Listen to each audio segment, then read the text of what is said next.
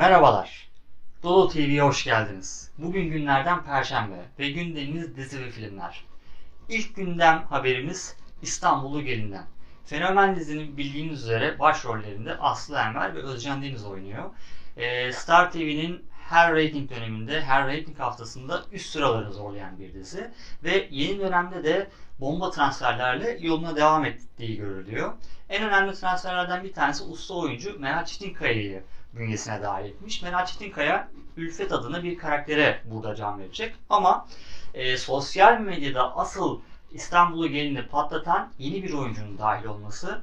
Bu oyuncu ise başta Kurtlar Vadisi ve farklı dizilerde yer alan ama en önemlisi Yalan Dünya'da Açılay karakteriyle bir fenomen haline gelen Nihal Yalçın karakterinin diziye dahil olması ve Nihal Yalçın Ülfet'in yardımcısı rolünde yer alacak. Bu karakterin zaten diziye eklenmesi ve sosyal medyada trend topik konusu da oldu. Tiye alanlar, çok iyi geleceğini söyleyenler ve bakalım ilerleyen zamanlarda neler olacak diyenlerle doldu Twitter gündemi. Biz de çok merak ediyoruz. Nihal Yalçın zaten gerçekten de her girdiği dizide bir fenomen karakter yaratan bir kişilik. O yüzden de bakalım gerçekten de İstanbul'u Gelin gibi popüler bir diziye ne kadar etki edecek, ne kadar katkı sağlayacak bunu da yeni dönemde göreceğiz. Bir diğer haberimiz bu kez de Kanal 7'nin fenomen dizisi Elif'le ilgili. Bildiğiniz üzere Elif her gün yayınlanan bir dizi. Bilmeyenler de varsa buradan duyuralım. Lakin her gün yayınlanan dizilerde bir algı vardır.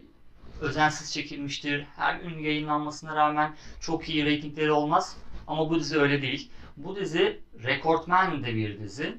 5. sezon çekimleri başladı ve bu dönemde 5. sezonu yayınlanacak. En önemlisi Elif'le ilgili yurt dışında 50'den fazla ülkeye satılan bir dizi olması. Düşünebiliyor musunuz? 50'den fazla ülkeye satılıyor ve 50'den fazla ülkede de dizi reytinglerde en üst sıraları zorluyor. Bu gerçekten muazzam bir başarı ve ayrıca da Elif Cannes Film Festivali'nde gösterilen ilk günlük dizi olma özelliğini taşımakta. Bu dönemde kadrosuna yeni oyuncular katmış. Yeni oyuncuları sağda solda şu anda görüyorsunuz kimler olduğunu. Bakalım yeni dönemde ne kadar başarılı olacak ama büyük ihtimal yeni başarısını devam ettirecektir. Yeni başarılar katacaktır ve farklı ülkelere de satılarak Türk dizilerinin bir nebze de olsa daha fazla duyurulmasına, daha fazla insanların bilmesine destek sağlayacaktır diye düşünüyoruz. Yeni sezonda da yeni haberlerle de karşınızda olacağız. Bir diğer haberimiz bomba dizi Çukur'dan. Bomba diyoruz çünkü Çukur'un son sezonu resmen bomba gibi patladı. Görünen o ki şu anda herkes ölü. Kimler yaşıyor, kimler ölü bunu gerçekten bilemiyoruz. Yeni sezonda göreceğiz. Ama haberleri de bomba gibi düşmeye devam ediyor. Berkay Ateş ve Erkan Avcı diziye dahil olan ünlüler arasında yer alıyor. Kötü karakterler bunlar olacak diye söyleniyor. Ama en önemli karakterlerden bir tanesi Cumali karakteri. Cumali karakterinin kim olacağı konusunda soru işaretleri var. Kenan İmirzalıoğlu diye bir söylenti vardı ama dizinin senaristleri bu haberi yalanladı. Kenan İmirzalıoğlu diziye dahil olmayacak. Şu anda Necip Memeli üzerinde çokça duruluyor. Necat İşler de deniliyor, Ufuk Bayraktar da söyleniyor. Ama net bir şey yok. Cumali karakterini kim oynayacak? Hemen diziye dahil olacak mı? Olmayacak mı? Bunları göreceğiz. Yeni sezon başladığında en yeni Çukur haberleriyle de yine sizlerin karşısında olacağız. Bir diğer haberimiz yabancı bir diziden. La La Land, Örümcek Adam gibi filmlerden tanıdığımız 29 yaşındaki Oscar ödüllü güzel oyuncu Emma Stone yeni bir dizide Netflix'in uyarladığı bir dizide rol alacak. Dizinin adı Maniac. 21 Eylül'de Netflix üzerinden izlenmeye açık olacak. Bu dizi Emma Stone için öneme de sahip. Büyük bir öneme sahip. Birkaç tane önemi var. Bunlardan biraz bahsedelim. Birincisi bu dizide Jonah Hill ile beraber oynayacak. Peki neden Jonah Hill ile beraber oynaması bir önem arz ediyor? Çünkü 11 yıl önce Superbad adlı bir filmde Jonah Hill ile beraber oynamıştı Emma Stone.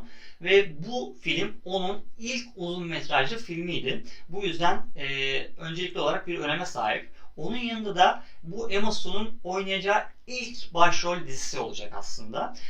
Çünkü daha önce hep filmlerde görmüştük. Şimdi artık onu bir dizide göreceğiz. Diziyi kabul etmesindeki etkenlerden bir tanesi tabii ki Netflix'in popülaritesi. Bu zaten göz ardı edilemez. Ama ondan da önce dizinin konusu. Emma Stone öncelikli olarak dizinin konusunda dizinin iç karakterlerinin problemlerini, sorunlarını ilaç yoluyla çözmelerini söylüyor ve bu sorunu ilaç ile çözmeleri onu etkilemiş.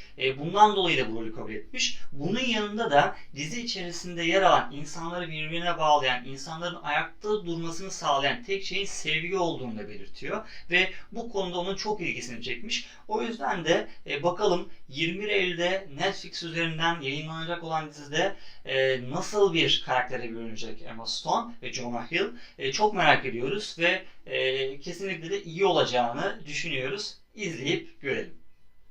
Bir diğer haberimiz film sektöründen.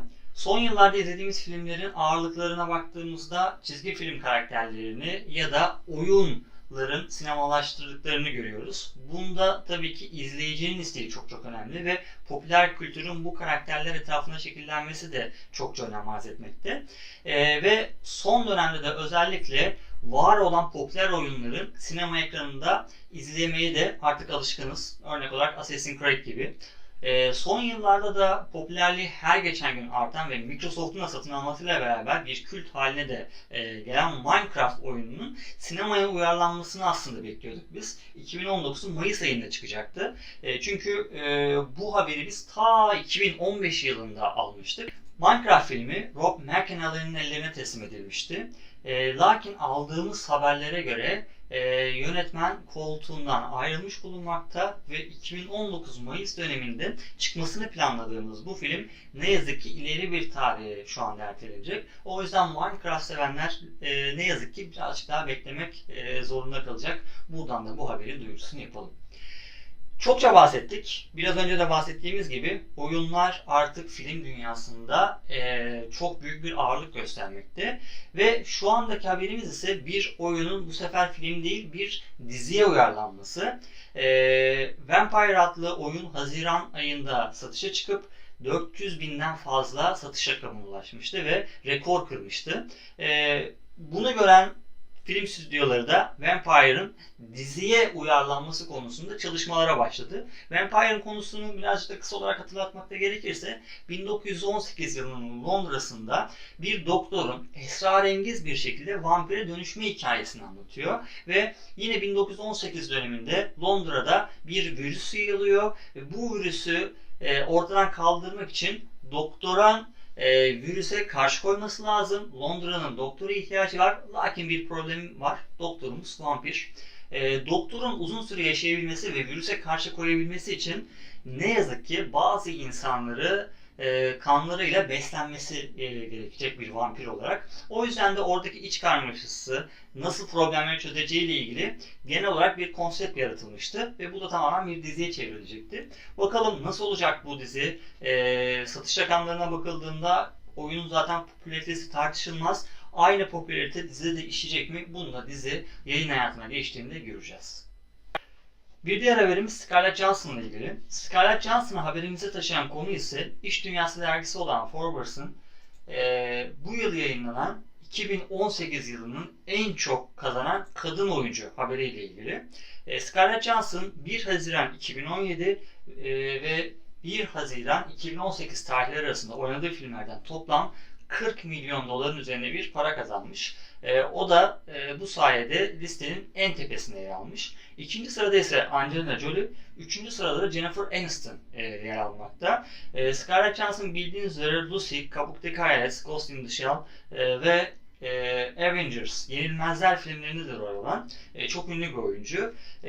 Büyük ihtimal 2019 yılında da bu listede yine en üst sıralarda da yer alacak kendisi. Bu süreçte sizler de Dodo TV videolarını beğenirseniz, yorum yaparsanız ve en önemlisi Dodo TV kanalına abone olursanız çok seviniriz. Unutmayın, her gün farklı bir içerikte video sizlerin beğenisine sunulacak. Şimdiden teşekkür ederiz. İyi seyirler. Hoşça kalın.